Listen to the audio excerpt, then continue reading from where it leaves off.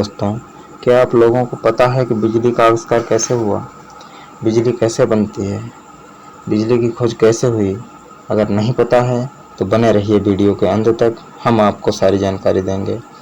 वर्तमान समय में बिजली की भूमिका कितनी है, ये बात आपको बताने की ज़रूरत नहीं है, क्योंकि आज के समय में हमें हर छोटे बड़े काम के लिए बिजली की आवश्यकता होती है।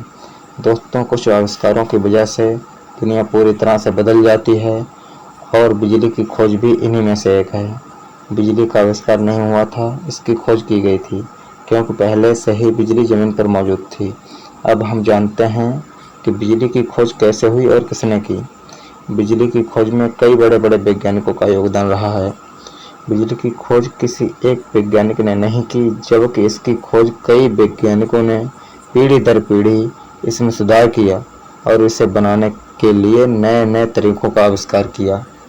लगभग 600 ईसा पूर्व एक महान वैज्ञानिक थेल्स ने पता लगाया कि कांच या अंबर के टुकड़े को रेशम से रगड़ने पर उसमें एक ऐसी शक्ति आ जाती है जो अपने से हल्की वस्तु को अपनी तरफ खींच लेती है।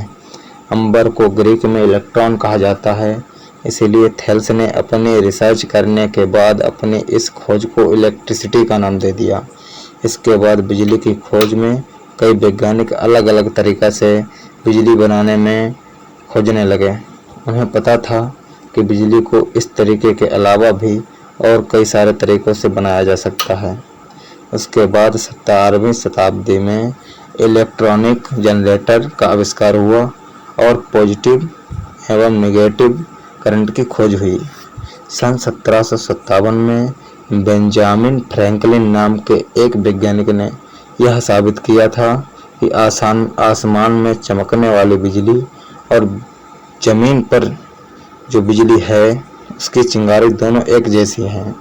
उसके बाद सन 1800 में असेंड्रो वोल्टा नाम के एक भौतिक शास्त्री ने अपनी रिसर्च से पता लगाया कि केमिकल रिएक्शन से भी बिजली बनाना संभव है और इन्होंने एक विद्युत सेल का आविष्कार किया जिससे बिजली प्राप्त की जा सकती थी।